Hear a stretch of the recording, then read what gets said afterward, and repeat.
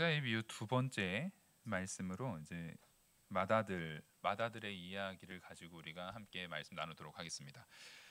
우리가 지난주에 이제 둘째 아들, 보통 이제 탕자의 비유하면 둘째 아들의 비유가 우리가 탕자의 비유로 익히 알고 있는데, 지금 이 말씀을 통해서는 맏아들의 이야기를 25절부터 이야기하고 있습니다. 근데 사실상 25절부터 맏아들의 이야기에 대한 부분이 그렇게 막 많이 주목되지 않았던 이유는 이 끝에 결론부가 그렇게 명확하게 그 맏아들이 어떻게 했다, 어떻게 됐다 이렇게 결론되어지지 않아요.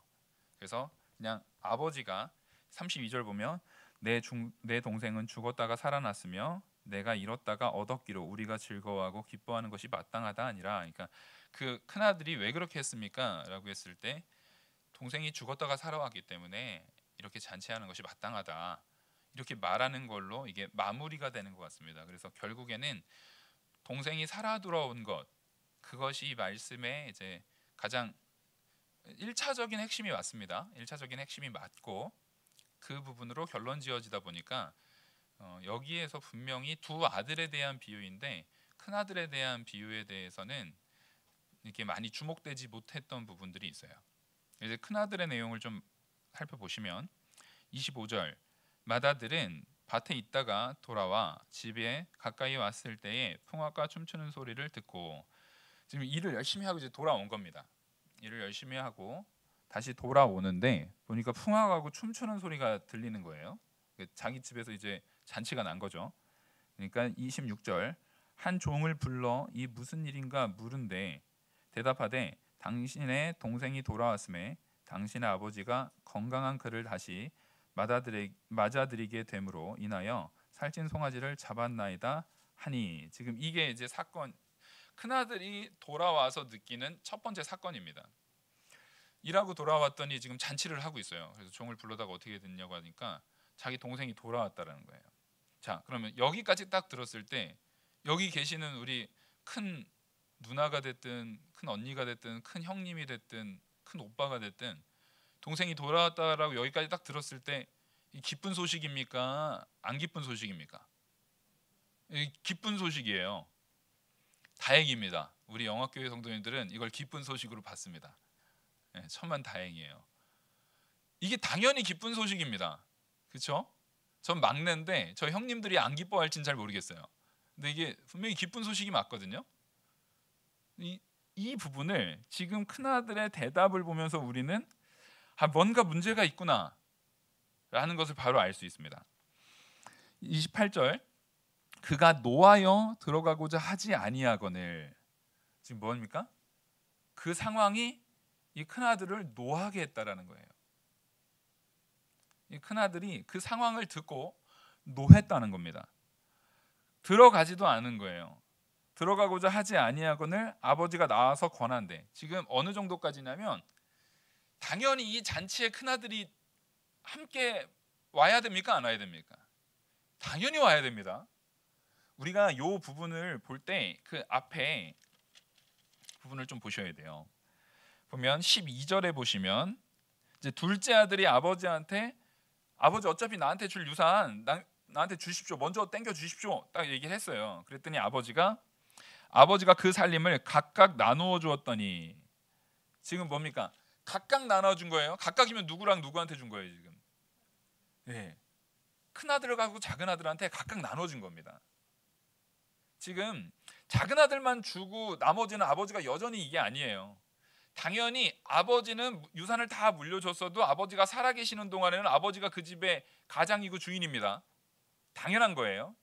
살아계시는 아버지가 주인이에요. 하지만 아버지는 그것을 누구에게 이미 3분의 2에 대한 부분을 지금 준 겁니까? 큰아들에게도 준 겁니다. 큰아들에게도 준 거예요. 이걸 잘 기억하셔야 돼요. 그러다 보니까 이 큰아들이 노하는 원인이 여기 있는 거예요. 지금 아버지가 뒤에 보면 네가 나와 함께 있는데 내게 다 네 거 아니냐. 지금 현재 작은 아들이 탕진한 건 이미 없어진 것 말고 현재 있는 모든 것은 사실상 다 누구 거예요? 큰아들 겁니다.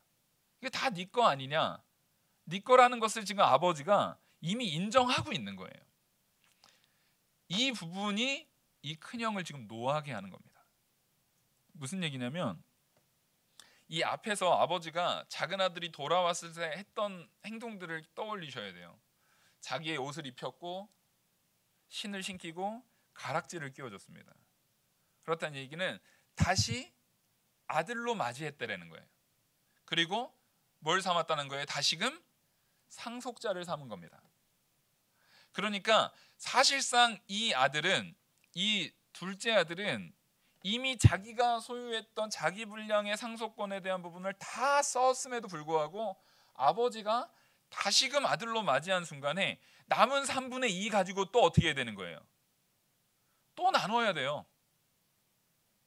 지금 이 큰아들은 이것 때문에 화가 난 겁니다. 자, 여기까지 듣고 이제는 큰아들이 이해가 되십니까? 이제 큰아들이 나쁜 사람이 아닌 거면은 안 돼요. 우리는 성도잖아요. 안타깝게도 한국 사람은 이 정도 되면 큰아들 편에 섭니다.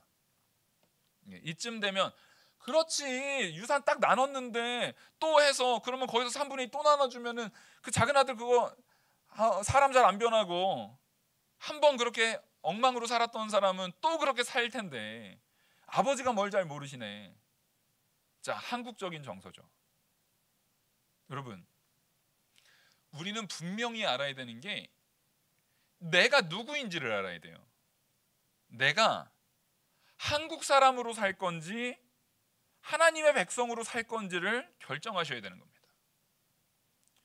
우리는 말씀을 들으면서도 한국 사람으로 살고 있어요. 한국적인 정서에서 그냥 내가 한국 사람의 한 명으로 고부간의 갈등을 바라본다거나 형제 간의 그런 이 재산권 분쟁에 대한 부분을 바라본다거나 성도들 사이에 이 상황을 바라본다거나 한국 사람으로 이걸 바라봤을 때는 모든 문제가 다 내 중심적으로 해결이 돼버립니다.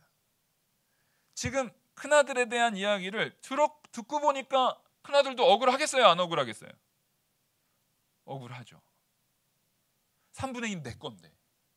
오히려 더 나아가면은 사실상 작은 아들이 아버지 유산 내놓으십시오 하는 순간에 사실상 작은 아들은 그 사회적인 상황에서는 어떻게 돼야 돼요?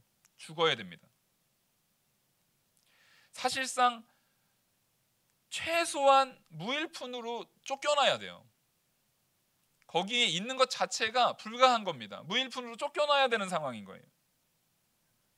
그러면 그 상황 속에서는 이 맏아들이 모든 재산이 다 누구 거가 되는 거예요? 맏아들 거가 되는 거예요. 우리는 이 맏이가, 이 첫째가 자기가 아버지 앞에서 순종하는 부분, 열심히 순종하고 한 번도 아버지의 명령에 어김이 없이 순종했다라는 것을 고백을 합니다. 지금 아버지가 권했는데도 아버지의 권함을 거절하면서 29절 아버지께 대답하여 이르되 내가 여러 해 아버지를 섬겨 명을 어김이 없거늘. 자, 지금 아들이 말하고 있는 가치는 뭡니까? 내가 아버지의 뜻대로 아버지의 말씀대로 불순종한 거 하나 없이 지금까지 그 말씀 다 지켜나가지 않았습니까? 자, 이거 잘한 거예요? 못한 거예요? 이거 굉장히 잘한 겁니다. 굉장히 잘한 거예요. 지금 그걸 말하고 있어요. 아버지도 여기다가 토달지 않아요. 야, 네가 옛날에 그거 안 지켰잖아, 이런 거 없어요. 지금 이 맏아들이 온 힘을 다해서 아버지의 말씀대로 순종하고 그런 거 없이 했다라는 것을 지금 누구나 다 인정하는 바라는 것을 이 비유 가운데에서 맏아들이 충분히 하나님 말씀 가운데 순종했다라는 것을 지금 인정하고 있는 부분이라는 것을 우리는 받아들여야 됩니다. 근데 거기에다가 갑자기 이렇게 나오는 거예요. 근데 나를 위해서는 염소 새끼 한 마리라도 잡아주신 적 있어요?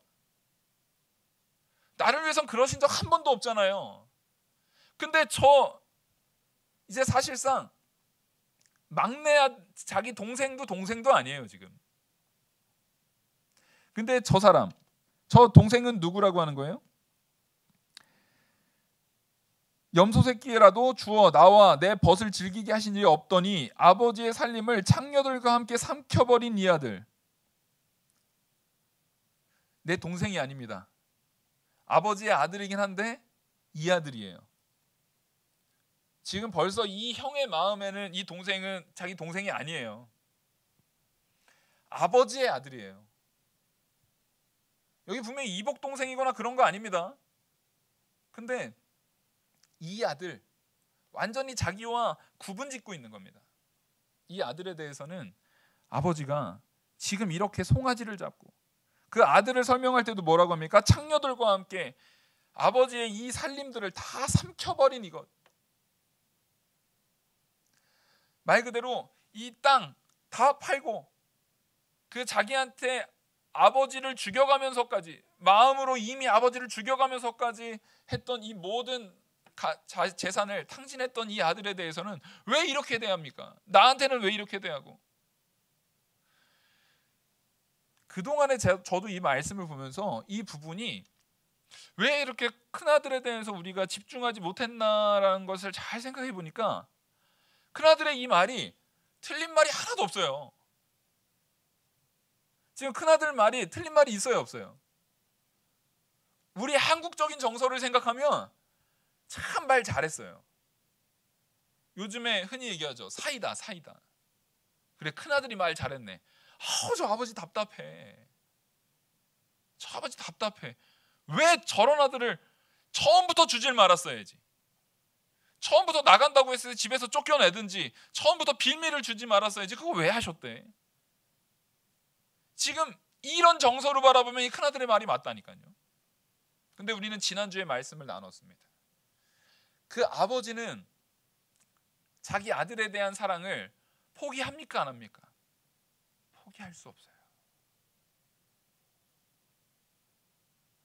이 말씀을 둘로 나눴는데 이 아들은 너무나 나만 생각하는 거예요. 우리가 흔히 이런 얘기를 합니다. 내 손톱에 박힌 가시가 나랑 제일 친한, 혹은 내 남편이 됐든 내 아내가 됐든 내 자녀가 됐든 내 부모가 됐든 그가 겪고 있는 암으로 인한 고통보다도 내 손톱에 박힌 가시가 더 아픈 거예요. 정확하게 이 사람에 대해서 우리는 공감하지 못합니다. 공감한다라고 생각하지만 어디까지나 내가 아프지 않을 때예요. 얼마나 힘들어, 많이 힘들지, 막 위로하는 것 같지만 그것도 내가 상태가 괜찮을 때예요. 근데 내 마음의 수에 틀려버렸을 때, 나와 그 마음이 안 맞아버리는 그 순간에는 어떻게 합니까? 용서가 안 돼요. 용납이 안 돼요. 그 아들, 그 동생이 내 눈에 안 보였을 때는 3분의 1 가져간 거, 그래, 그건 뭐 어차피 내 거 아니었으니까 거기까지는 참을 수 있는데, 아마 평소 생활 가운데에서도 본인의 의의가 동생의 아주 불순종하고 패역한, 동생이 평소에 잘했는데 갑자기 그렇게 했겠습니까? 평소에도 엉망진창이었을 게 분명합니다. 불을 보듯 뻔하죠. 그 모습을 비교하면서 자기 의의에 분명히 자기 의의의 의식을 자기 스스로 만족하면서 위안을 삼고 있었을 큰형의 모습을 우리는 유추해 볼 수 있어요. 그러면서 이 동생의 모습을 볼 때 어떻게 저런 동생한테 아버지는 그걸 줄 수 있습니까? 라고 말하는 거예요. 지금 여기에서 우리는 뭘 바라봐야 되냐면, 이제부터는 지금까지 제가 말씀드린 시각은 한국 사람의 시각으로 봤어요. 한국 사람의 시각으로 봤을 때는 누구 편에 맞아요? 큰형의 편에 맞아요. 근데 우리는 지금 성도로서 바라봐야 됩니다. 하나님께서 우리한테 이런 말씀을 하십니다. 눈에 보이는 형제를 사랑하지 못하면서 눈에 보이지 않는 하나님을 사랑한다라고 말하는 것은 뭐다? 거짓말이에요. 지금 이 아버지께서 요구하시는 건 뭡니까? 지금 이 아버지가 아들을 권해서 제발 들어와라. 이 잔치에 들어와라. 이 잔치에 큰아들이 없다는 얘기를 동네 사람들이 지금 다 알아요, 몰라요? 그 집에 잔치가 일어나는데 큰아들이 없으면, 지금 그 집 잔치예요. 그 집 잔치에서 아버지가 베풀었지만 그 모든 것이 이미 누구 거라는 걸 동네 사람들은 다 알죠? 큰아들 거라는 거 다 알아요. 종도 이미 큰아들한테 이 모든 사실을 다 말했고, 큰아들이 밭에서 돌아온 것도 다 알아요. 아버지가 찾으러 갈 정도면, 자, 이스라엘 백성은 명예가 중시되는 그 문화였습니다. 거기에서 이 잔치의 주인이 자리를 비운다라는 것은 굉장히 이례적인 사건이에요. 종을 보냈겠죠. 안 와요. 그러니까 잔치의 주인이었던 아버지가 직접 나가서 누구를 부릅니까? 큰아들을 직접 불러옵니다. 직접 권합니다. 제발 같이 들어가자. 너의 동생, 그 동생이 돌아오지 않았냐? 그걸 가지고 같이 기뻐하자. 지난주에 말씀드렸듯이 이 잔치는 어떤 모습이기도 한 겁니까? 아버지가 용서했다고 끝이 아니에요. 그 작은 아들이 최소한 정상적인 삶을 유지하려면 어디에서부터도 용서에 대한 부분이 확증돼야 됩니까? 그 사회 안에서의 용서에 대한 부분이 확증이 돼야 됩니다. 그걸 위한 잔치인데, 그걸 위한 잔치에 참여하지 않는 사람은 누굴 용서하지 않겠다는 거예요. 그 동생을 용서하지 않겠다는 거예요. 근데 거기에 참여하지 않는 자가 다름 아닌 누굽니까? 형입니다. 그 동생을 용서할 마음이 없다라는 거예요. 아버지가 가서 권합니다. 제발 네가 와서 너의 동생을 용서해라. 너의 동생을 용서해라. 너도 와서 내가 사랑한 이 동생, 내가 너를 사랑하듯이 이 동생도 나의 아들로서 내가 사랑하지 않느냐? 내가 맏아들인 너, 네가 항상 나와 함께 있다는 걸 내가 알고, 그래서 내 모든 것이 다 너의 것이 아니냐? 내가 그 사랑 가운데 모든 것을 다 너에게도 주지 않았느냐? 그 마음 가지고 너도 내가 이 동생을 사랑하는 마음, 그 내 마음을, 그 아버지의 마음을 제발 헤아려다오. 이제는 네가 이 집안의 가장이 아니냐? 이 집안을 다스려야 되는 네가 가장이 아니냐? 오히려 그 동생이 집을 나갔다 할지라도 이제 아버지가 이미 재산을 줬어요. 그 모든 권한에 대한 부분을 각각 나눠주지 않았습니까? 그러면 가장의 역할은 사실상 누가 해야 되는 거예요? 이제 형이 해야 되는 거예요. 맏아들이 해야 되는 거예요. 그러면 사실상 아들이, 동생이, 그 막내 아들이 떠나 있는 그 상황 가운데 정말 아버지를 사랑했다면, 정말 아버지를 사랑하고 그 가정을 바로 세우려고 하는 가장으로 역할을 바로 하려고 했으면 그 큰아들은 뭐 해야 됐습니까? 자기 동생을 찾았어야 돼요. 자기 동생을 죄의 자리에서 돌이켜 세웠어야 돼요. 여러분, 우리 가정 안에 믿음 가운데 있지 않는 사람이 있다면 모든 것 다 뒤로 하고요, 다른 사람 다 뒤로 하고요, 그 사람을 위해서 제일 많이 기도하셔야 합니다. 하나님께서는 자기 형제를 전도해서 구원하지 않는 자에 대해서 굉장히 책망하세요. 굉장히 책망하세요. 지금 근데 이 큰형은 그 역할을 하지 않는 겁니다. 왜요? 누구를 사랑하지 않아요? 자기 동생을 사랑하지 않아요. 자기 동생이 너무 미워요. 나랑 상관없는 자예요. 다시 말씀드립니다. 우리는 이제 성도의 시각으로 바라봐야 돼요. 그럼 동생을 사랑하지 않는다는 얘기는 누구를 사랑하지 않는다는 얘기입니까? 아버지를 사랑하지 않는다는 얘기예요. 그럼 결국엔 막내 아들이 아버지한테 재산, 내 몫의 재산 다 주십시오, 내가 이거 팔고 나가겠습니다라고 하는 게 누굴 사랑하지 않아서 한 짓이에요? 아버지를 사랑하지 않아서 한 짓이에요. 그래서 아버지를 죽인 거예요. 마음으로 죽이고 아버지를 나랑은 상관없는 자로 둔 거예요. 아버지를 사랑하지 않아서 막내 아들이 했던 행동과 마찬가지의 행동을 누가 하고 있는 겁니까? 이 큰아들도 분명히 아버지 옆에 있었어요. 한 번도 떠남이 없고 아버지 말을 계속 순종했지만, 그 순종 가운데 순종은 했지만 누굴 사랑함은 없었어요? 아버지를 사랑함은 없었어요. 그러면 이 두 아들의 행동은 나타나는 현상은 다를지언정 똑같은 행동입니다. 하나들은 내 마음대로, 내 뜻대로, 내가 원하는 방향대로, 내가 원하는 모습대로 사는 방향으로 아버지를 미워한 거고요, 큰아들은 자기 순종을 가지고 자기가 열심히 하는 그 모습 그대로, 그 모습을 가지고 아버지를 사랑하지 않고 미워한 겁니다. 작은 아들은 자기 원하는 대로 하는 방법으로 순종함이 없이 말 그대로 모든 사회에, 이 성경에 근거되는 모든 사회적 풍습과 문화와 그 통념을 다 깨버리면서 아버지의 마음을 영육간에 완전히 만신창이로 만드는 모습, 그 행동으로서 아버지한테 나 아버지의 그 권위 싫어요, 나 아버지와 함께 있는 게 싫어요 라고 나갔다고 한다면, 큰아들은 잠잠히 속으로 아버지에 대해서 어떻게 생각하는 겁니까? 작은 아들이랑 똑같아요. 아버지, 저 작은 아들이 말한 거 정말 틀린 말 아니에요. 아버지가 빨리 죽어야 나머지 3분의 2가 내 거 되지 않겠습니까?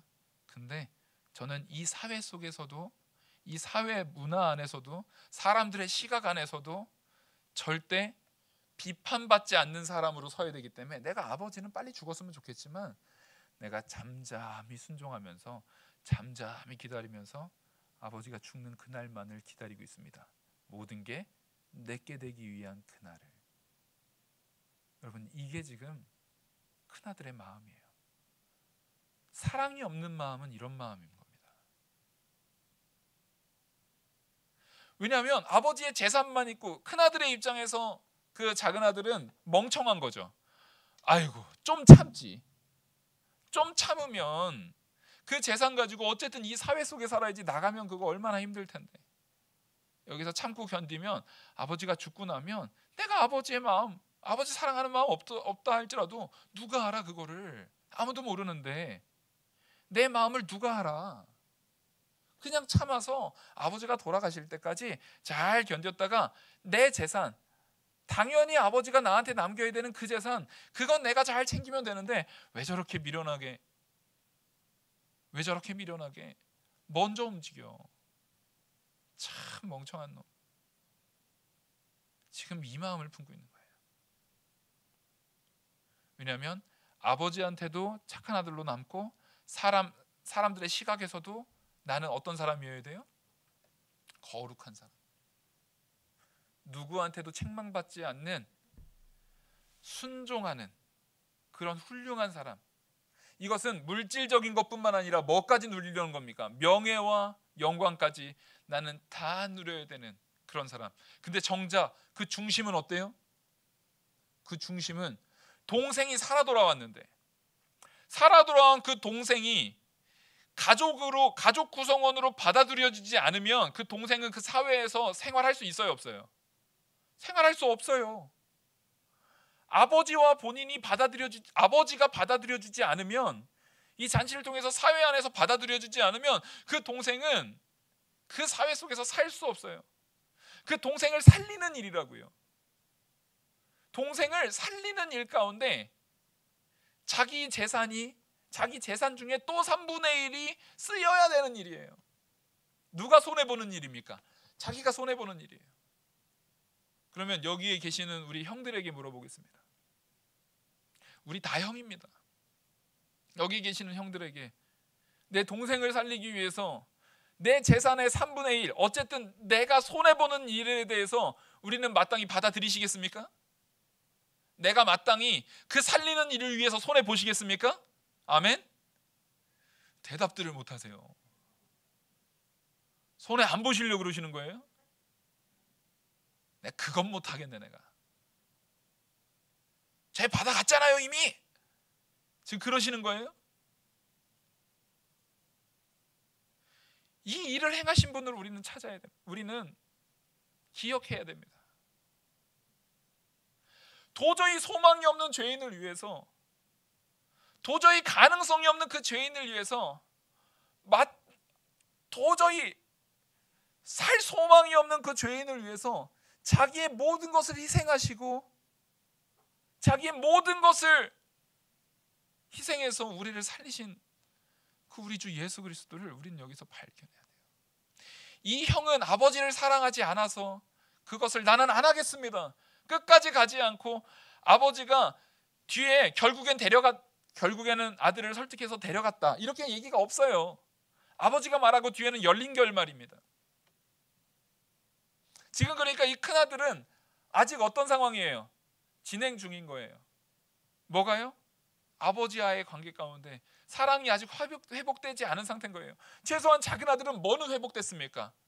아버지가 나를 어떻게 사랑하는지 이제는 알았어요. 아버지가 나를 어떻게 생각하는지 이제는 알았어요. 그래서 이제는 내가 정말 상한 심령으로 무릎 꿇는 마음으로 아버지 앞에 나갈 수 있는 그 자리까지 작은 아들은 됐어요. 근데 큰 아들에 대한 얘기는 그 얘기가 없어요. 정말 큰 아들이 자기를 희생해서라도, 자, 큰 아들이 밭에 나갔어요. 종들만 시켜도 됐는데 자기가 밭에 나갔다는 얘기는 밭에 일어날 수 있는, 밭에 나가서 그 주인인 아들이 계속 이렇게 일을 했겠습니까? 대부분은 종들이 어떻게 일하나 안 하나 잘못하고 있는 거 지적하고 이렇게 관리하러 나간 거예요. 그렇게 해서 이 재산이 번성해 나가는 것을 더 효율적으로, 왜냐하면 당시 유대 사회 가운데 부유한 거는, 당시의 유대 사회의 부는 누가 주시는 복입니까? 하나님이 주시는 복이에요. 부자여야 복 받는 거예요. 당시의 부자라는 것은 하나님이 내려주신 복이에요. 왜냐하면 당시의 부의 척도는 농사예요, 농사. 아니면 양이거나. 근데 농사도 그렇고 양도 그렇고 누가 도와주시지 않으면 안 돼요. 하나님이 도와주시지 않으면 안 돼요. 이른 비와 늦은 비를 통해서 하나님께서 도와주셔야 되고, 양도 하나님께서 새끼가 잘 낳고 무슨 병이 없고 재난에 의해서 양들이 싹 죽어나가는 그런 일이 없어야 되는 거예요. 그러니까 그런 것들을 일일이 관리하면서 잘 관리해 나갔던 거예요. 근데 그 큰아들이, 아버지가 맨날 저 망대에 나가서 작은 아들이 올 날만 오매불망 기다리면서 지켜보고 있었던 사실을 큰아들이 몰랐겠습니까? 모를 수가 있습니까? 우리가 앞에서 봤듯이 작은 아들이 오자마자 제일 먼저 발견하고 뛰어나가요. 그렇다는 얘기는 맨날 거기 있었다라는 거예요. 그걸 감히 몰랐겠냐고요. 모를 수가 없어요. 분명히 알고 있었어요. 그러면 그렇게 아버지가, 내가 아버지를 사랑한다면 그 아버지가 그렇게 애지중지 그 작은 아들을 기다리고 사랑하고 안타까운 마음으로 그러고 있다면, 정말 그 집안의 가장으로서 그 아버지를 사랑하는 아들이라고 한다면 마땅히 찾으러 갔어야 되는 겁니다. 동생이 좀 마음에 안 들더라도 누굴 위해서라도요? 사랑하는 아버지를 위해서, 사랑하는 아버지를 위해서 나가서 찾았어야 되는 거예요. 그래서 사실은 이 부분은 32절, 이 내 동생은 죽었다가 살아났으며 내가 잃었다가 얻었기로 우리가 즐거워하고 기뻐하는 것이 마땅하다 하니라. 지금 무슨 아들을 찾은 거예요? 잃은 아들을 찾았기 때문에 잔치를 베푼다라는 거예요.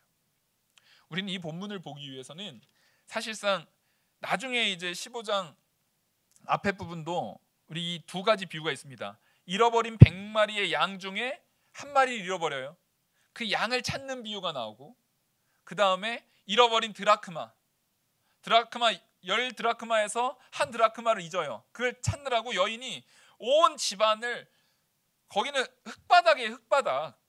그러니까 우리처럼 요즘처럼 이런 좋은 장판 깔리고 그런 게 아닙니다. 흙바닥에 위에 뭔가를, 흙바닥에서 잘 수 없으니까 거기 이제 지푸라기 같은 걸 이렇게 해놓는 상태인 거겠죠. 거기서 좀 부잣집은 양가죽 같은 거 이렇게 했을 테고, 그거를 다 일일이 들어서 드라크마를 찾으려고 바닥을 어떻게 합니까? 싹싹 쓸으면서 찾는 거예요. 그래서 이 내용이 이 15장, 누가복음 15장이라는 말씀 자체가 무슨 말씀이냐면, 잃어버린 양과 잃어버린 드라크마를 찾는 비유가 앞에 전제되고, 또 이르시되 세 번째 비유가 뭔 거예요? 잃어버린 아들의 비유인 거예요. 그러니까 이 비유는, 이 15장은 무슨 시리즈입니까? 잃어버린 거 찾는 시리즈예요. 근데 이 앞에서 이 잃어버린 아들의 비유 전에 양 찾는 것과 드라크마를 찾는 비유를 들은 이유가 있습니다. 뭐냐면 찾지 않겠느냐? 네가 그걸 하고 찾았으면은 기뻐서 같이 잔치를 베풀지 않겠느냐? 하지 않겠느냐? 이거 계속 얘기해요. 이 얘기는 예수님이 지금 이 말을 듣는 사람들한테 말하는 거죠. 이거 상식적이지 않냐? 너 이거 받으면 당연히 너희도 잔치할 거 아니야. 이거 찾았는데 잔치 안 할 사람 있니? 당연히 하지. 드라크마 찾았는데 그걸 가지고 기뻐서 잔치 안 할 사람 있니? 당연히 하지. 근데 왜 아들을 찾았는데? 자, 양이 중요해요? 드라크마가 중요해요? 아들이 중요해요? 비교가 됩니까? 왜 아들을 찾았는데 아들을 찾은 것에 그 기쁜 자리에, 그 기쁜 잔치 자리에 네가 참여하지 않느냐? 네가 양을 찾을 때는 분명히 기뻐서 잔치할 건데, 네가 드라크마를 찾으면 기뻐서 잔치할 건데, 이게 상식 아니냐? 너도 알고 있지 않느냐? 이거 당연한 거 아니냐? 근데 잃어버린 동생을 찾았는데 왜 그 잔치에 참여하지 않느냐? 이걸 지금 누구한테 말하는 거겠습니까? 1절 보시겠습니다. 15장 1절. 모든 세리와 죄인들이 이 말씀을 들으러 가까이 나아오니 바리새인과 서기관들이 수군거려 이르되 이 사람이 죄인을 영접하고 음식을 같이 먹는다 하더라. 지금 그러니까 이 세 가지 비유를 말한 이유가 뭐예요? 어떤 상황에서 이 세 비유를 얘기한 거예요? 바리새인 서기관이요, 예수님께서 있는데 세리와 창기들이 와가지고 예수님의 말씀을 듣고 거기에서 기뻐하면서 같이 음식을 나누는, 같이 음식을 먹는 그 자리에 있는 모습을 바리새인과 서기관들이 보고 못마땅한 거예요. 어떻게 저렇게 더럽고 천한 것들이랑 저 소망이 없는 저 죄인들, 딱 누구와 같죠? 작은 아들과 같아요. 저런 썩은 문드러져도 부족할 놈, 저런 놈들하고 어떻게 같이 예수님이 랍비라고 하면서 선생이라는 자가 어떻게 저들과 같이 먹을 수가 있는가? 그걸 비판하고 있을 때 예수님께서 그 바리새인들과 서기관들에게 말하는 겁니다. 이 바리새인들과 서기관들이 말하는 이 이야기, 이 수군거림을 예수님께서 듣고서 3절, 예수께서 그들에게 이 비유로 이르시되, 그러니까 이것은 누구와 누구에게 말한 거예요? 세리와 창기와 바리새인과 서기관에게 이 세 가지 비유를 들어 말한 겁니다. 앞에 두 비유는 너희들은 이거 상식 아니냐? 상식적으로 우리가 마땅히 잃은 것을 찾았을 때 기뻐하고 잔치를 베푸는 게 당연한 것인데, 마지막 세 번째 잃어버린 아들의 비유에서 방점을 찍는 겁니다. 너희는 너희와 동생 같은, 이 작은 아들과 같은 그 동생 같은 세리와 창기가 그 죄악의 자리에 있다가, 몸 파는 자리에 있다가, 나라 팔아먹는 자리에 있다가 지금 돌이켜서 돌아왔는데, 지금 돌이켜서 하나님께서 보내주신 메시아인 우리 주 예수 그리스도 앞에 나왔는데, 그 앞에 나와서 말씀을 듣는 자리에 있는데 드디어 이제야 겨우 아버지께서 이 아들을 찾은 걸 가지고 기뻐하는데 너희는 그것을 싫어하고 미워할 수 있느냐? 지금 너희도 저 잃어버린 양과 같이, 잃어버린 드라크마와 같이, 잃어버린 작은 아들과 같이 지금 큰아들인 너, 바리새인 서기관, 너희도 현재 하나님 앞에 잃어버려진 자가 아니냐? 지금 그걸 말하고 있는 겁니다. 여러분, 우리는 볼 수 있어요. 양은 어떻습니까? 자기 한 치 앞밖에 못 봐요. 그래서 주인 소리가 안 들리면 양은 어떻게 하고 있어요? 그 자리에 가만히 있어요. 오죽하면 풀을 먹다가, 자기 앞에 있는 풀을 먹다가 이제 풀이 없잖아요. 이미 자기 앞에 입이 닿는 곳에 풀을 다 먹었으니까. 그러고 나면 그 양이 어떻게 하는 줄 아세요? 계속 그 자리에서 고개만 받고 있다가 가만 내비두면 굶어 죽습니다. 그래서 양칠 때는 항상 뭐를 갖다가 같이 껴놔요? 염소를 갖다 껴놔요. 그 염소가 여기에 먹다가, 염소는 풀을 찾아다니면서 먹거든요. 그럼 양들이 그 염소 쫓아서 계속 움직이면서 풀 뜯어 먹어서 양들이 안 죽게 하는 거예요. 그러니까 양이 얼마나 미련해요. 그러니까 양은 주인이 찾으러 오지 않으면은 얘는 살아요, 못 살아요? 그러면 드라크마를 얘기하죠. 드라크마는 생명이 있어요? 동전이에요, 동전. 동전은 아무런 미동도 못해요. 나는 아무것도 할 수 없는, 전적 무능하고 타락하고 아무것도 할 수 없는 존재예요. 그거는 누가 찾아야만 찾아지는 거예요. 주인이 찾아야만 찾아지는 거예요. 마찬가지입니다. 동생이 돌아온 것 같지만 그 사회에 받아들여질 수 없습니다. 우리가 지난주에 충분히 말씀드려서 알 수 있어요. 마중 나가는 아버지가 있어야 되는 거예요. 동생을 마중 나가서 안아주고 찾아주는 아버지가 있어야 되는 거예요. 이 세 비유 다 뭡니까? 찾는 자가 있어야 된다는 거예요. 우리는 찾는 자가 있어야 되는 거예요. 그래서 하나님 아버지께서 우리를 사랑하셔서 우리를 찾아주실 누구를 보내주셨습니까? 예수 그리스도. 진짜 우리의 진짜 큰형 되시는 예수 그리스도를 우리에게 보내주는 거예요. 그래서 하나님께서 우리를 양자 삼으셨지만 양자된 우리를 찾으시려고 누굴 보내주셨습니까? 진짜 큰형. 자기 거를 3분의 2 중에 또 내 돈 3분의 1 또 나갈까 봐 전전긍긍하면서 미워하는 그 가짜 형 말고요. 진짜 큰형, 자기의 생명을 내놓아서라도 우리를 구원하시겠다는 그 진짜 큰형을 우리에게 보내주신 거예요. 그게 우리 주 예수 그리스도입니다. 근데 그 예수 그리스도께서는 이 자기 역할을 제대로 하지 못했던 이 바리새인들과 서기관마저도 포기합니까? 포기하지 않습니까? 포기하지 않아요. 포기하지 않아요. 여러분, 우리 신앙생활하면서 내 마음에 안 드는 신앙의 모습을 보이는 사람이 있을 수 있습니다. 연약해 보이는 자들이 있을 수 있어요. 보통은 내 자녀가 그렇고 우리 성도 중에 내 주변의 성도들이 그럴 수 있어요. 그럼에도 불구하고 우리가 두렵고 떨림으로 붙들어야 되는 것은 그 성도를 누가 사랑하시는 자녀예요? 하나님이 사랑하시는 자녀예요. 하나님이 귀히 여기시는, 그래서 그 성도를 찾으려고, 그 100마리 중에 잃어버린 그 한 마리의 양을 찾으려고, 그 한 드라크마를 찾으려고, 그 패역한 그 동생을 찾으려고 예수님께서 이 땅에 오셨다는 겁니다.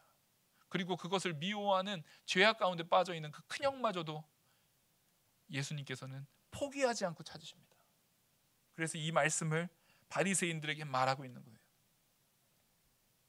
지금 너희가 하나님의 말씀을 순종한다고 하는데 그 순종을 네 의, 너의 외식함을 인해서, 너의 교만을, 다른 사람들한테 너의 의의를 드러내려고, 다른 사람들한테 너를 뽐내기 위해서 교만한 모습으로, 외식하는 모습으로 너의 의의를 자랑하지 말고 진짜 이제는 그 순종이 누구를 사랑해서 하는 순종? 아버지 하나님을 사랑해서 하는 순종으로 변하길 바란다는 거예요. 그 사랑의 순종으로 이제는 그 세리와 창기들도 마땅히 너희가 나가서 불쌍히 여기고 전도해야 될 자로, 그들의 손을 붙잡고 같이 나아가야 될 자로 그들에게 너희가 다가서야 되지 않겠느냐. 근데 너희가 지금 그렇게 하지 못하고 있으니까 하나님의 참 아들인 예수님께서 내가 먼저 너희에게 가겠다라는 거예요. 예수님이 바리새인들을 계속 책망합니다. 서기관들을 계속 책망합니다. 이후에도 바리새인 서기관들이 계속 예수님을 시험하려고 할 때 책망하잖아요. 하지만 그 예수님께서 그 책망이 나가 죽으라고 책망하는 거예요? 그게 아닙니다. 제발 돌이켜라. 제발 돌이켜라. 하나님이 그 작은 아들을 사랑하듯이 하나님이 너도 사랑했다. 그러니까 너도 이제 더 이상 하나님을 수단으로 사용하려고 하지 말고 너의 명예를 위해서, 너의 부를 위해서, 너의 영광을 위해서 외식하는 모습으로 하나님을 수단으로 사용하지 말고 하나님을 아버지로, 진짜 사랑하는 아버지로 생각해라. 그 유일한 방법은 그 아버지가 잃어버린 양, 잃어버린 드라크마, 잃어버린 아들을 찾으라고 보내신 우리 주 예수 그리스도, 바로 이 본문에서는 나밖에 없다. 내가 너희를 찾으러 왔다 라고 이 말씀은 우리에게 말하고 있습니다. 우리는 이 형의 비유를 통해서 진짜 우리가 붙들어야 되는 것, 남 판단하지 마십시오. 내가 지금 아버지를 정말 사랑하고 있는지, 내가 정말 아버지를 사랑함으로 나의 신앙의 생활이, 신앙의 모습이 돌이켜지고 있는지, 그걸 돌아보는 저와 우리 영학교의 모든 성도님이 되기를 간절히 소망합니다. 기도하시겠습니다. 은혜와 사랑이 많으신 하나님 아버지, 오늘 이 말씀이 증거된 그 말씀이 온전히 하나님의 능력의 말씀으로 증거된 줄 믿습니다. 증거된 말씀 가운데 우리가 깨달아서 하나님 앞에 회개하고 돌이켜 하나님만 사랑하는 참 성도 되게 이끌어 주시옵소서. 그리고 우리를 찾으려고 보내주신 우리 예수 그리스도만, 우리의 참 형 되시는 예수 그리스도만 우리가 믿고 따르는 자들 되게 하여 주시옵소서. 이 모든 말씀 살아계신 우리 주 예수 그리스도의 이름으로 기도드렸사옵나이다.